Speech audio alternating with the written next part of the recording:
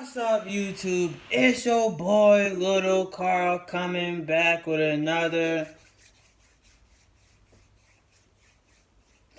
banger, man. So today in this video, man, I'm coming back with another banger, man. I know I got on the same clothes as my last video because I'm doing another video right after, man. You know, the grind don't stop. The grind do not stop, man. But guys, as y'all read by the title, y'all know what we coming here with, man. Y'all know what we coming here with, man. As y'all read by the title, man. Now, guys, I was gonna wait a little bit to do another try not to get scared, man. Cause y'all know how I am with scary shit, man. Y'all know how I am with scary stuff, man. Y'all know I don't do too well with scary stuff, man. Y'all know I don't do well with scary stuff, man. As y'all seen by the first two, man. Now I wasn't even gonna name this or try not to get scared. Since I done did another one, since I done did this one right after I done did another try not to get scared. I'm gonna name it. I'm gonna give y'all a surprise. I'm gonna give y'all another try not to get scared anyways, you feel me? But today in this video, we gonna be reacting to the 3 true disturbing fall horror stories, man. Now y'all know it's that time of the season, man. Y'all know it's that time of the season. It gets cold, man. Y'all know it, man. So we gonna be reacting to 3 true disturbing fall horror stories, man. You know what I'm saying? Y'all did good on that. Y'all went crazy on that last try not to get scared. So you know what I'm saying? I'm coming at y'all with another one. You feel me? We not as y'all see by the atmosphere, right? Y'all see that, you know what I'm saying? We got the lights on today because we doing it in the daytime this time. So the grind don't stop. I was gonna wait and do this video, but I was like, nah, I'm gonna do it now and knock it out, you feel me? But let's go ahead and get into this video, man. Let's get it, gang.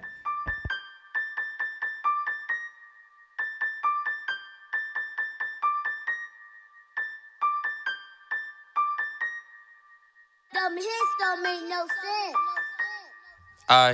What you wanna be when you grow up? Got a white bitch sniffing on coca. Look at my watch, it froze up. Flip a rip, make her do the hocus pocus. Wait, I got it. 2 bitches, one Audi. Foreign.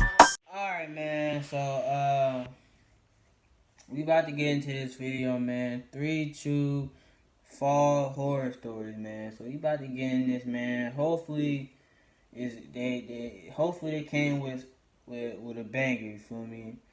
You know what I'm saying? Grind don't stop, you feel me? So let's get into this video.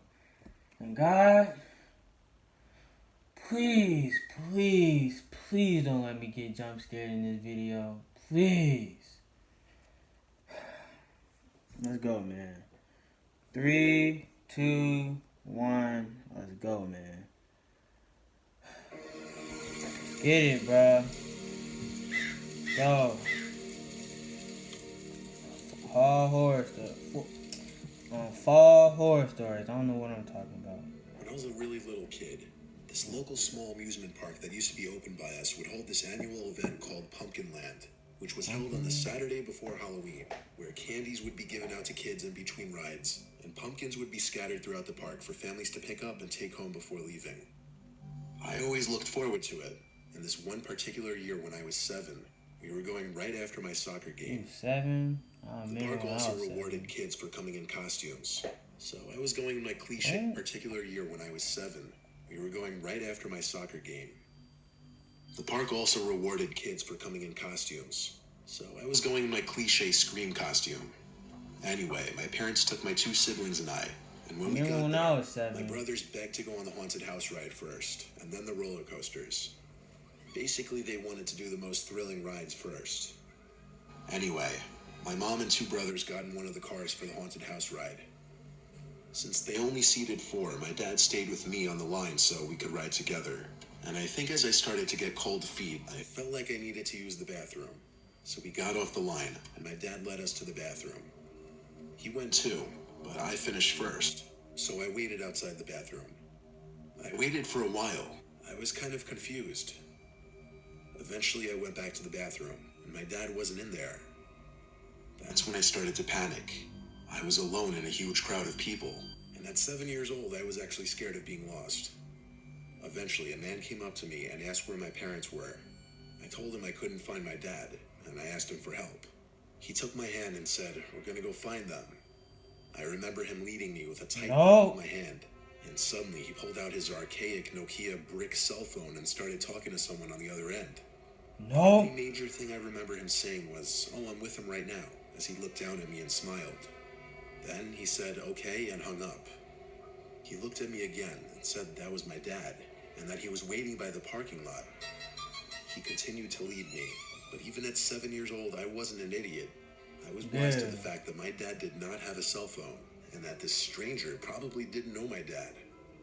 How would he even know who I was if I was under a scream mask? As we were approaching the front gates of the park, I spotted a female employee and started saying "excuse me" over and over until I got her attention. Then I said, "I don't know him, please help." The man defended himself, saying he knew my dad and was trying to get me to him. But the employee took my side and asked me to come stand by her so she could use the loudspeaker to find my parents. The man didn't stay a second longer after that. He walked away quickly into the parking lot. The employee announced over the park intercoms that a child in a Scream costume was missing his parents and gave my name. Eventually, my dad came running over, waving his hands. He was a nervous wreck. The employee told him of the potential predator and the possible attempted kidnapping, and that's when he lost it. When my mom came over, she was just as furious.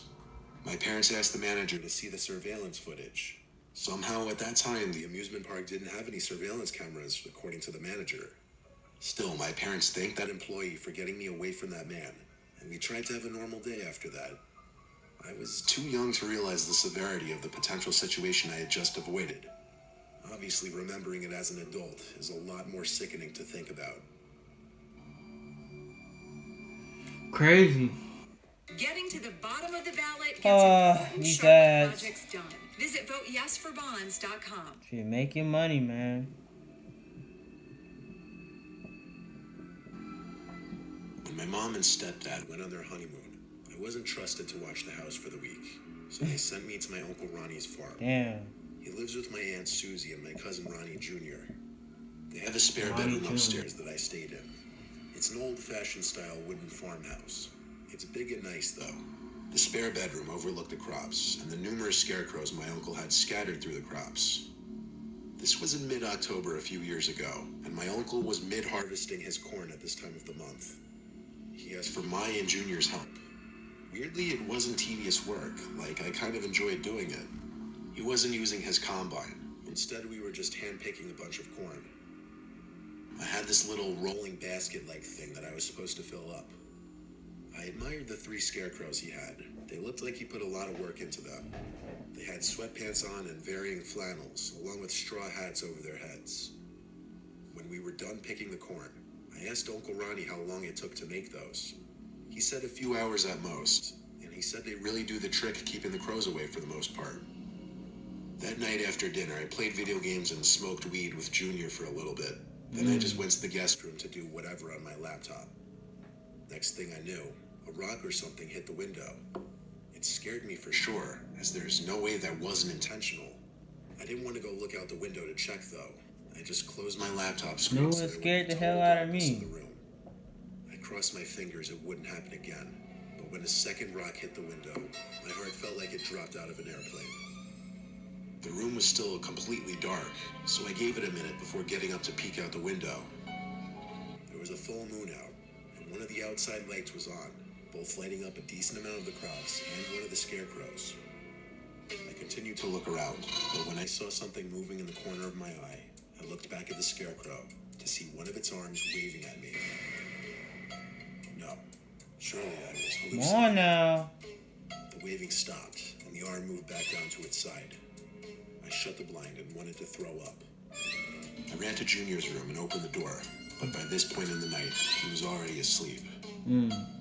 I closed his door and checked downstairs for my aunt and uncle, but all the lights were off downstairs, so I checked their bedroom, and they too were both asleep. I went back to my room and lifted the blind just enough to peek out there. The light outside was now off, but with the bright moonlight, I was able to see the scarecrow was still hung up on the stick. I looked out that window for over a minute, waiting for it to move again. But the longer I waited, the more I realized I must have been higher than I realized. I finally dropped the blind back down and climbed into bed. Yeah, The you next was morning, high. I went downstairs to my Aunt Susie making us all pancakes. My uncle was already outside doing work. Aunt Susie called Junior down to eat before all the pancakes were gone. And around that same time, my uncle stormed into the house, asking, "Where did the goddamn scarecrows go?" My heart dropped.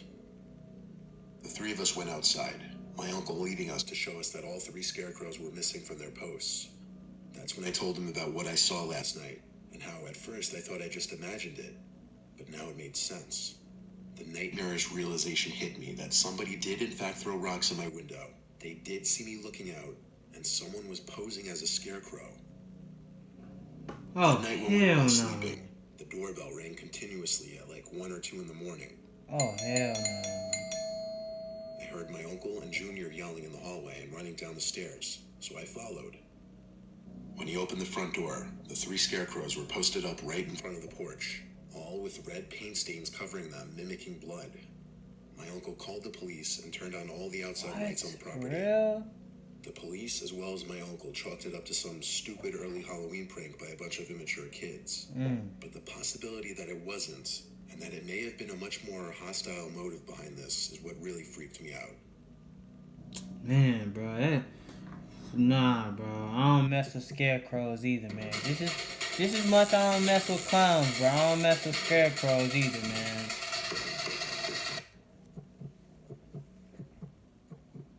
Nah, man. Nope. It was November.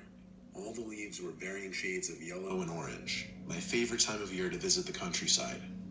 I was with my girlfriend at her dad's upstate home, which was usually used as a summer home, but the 2 of us came up there to go camping in the nearby woods.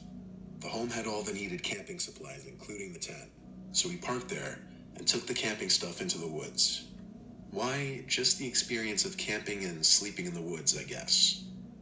I've only been camping a few times in my life, but I liked camping in the fall because there's less bugs and of course you can't beat the foliage. We were camped out in a small circular clearing, just big enough for our tent and campfire. We sat around the fire for about an hour, eating and just talking.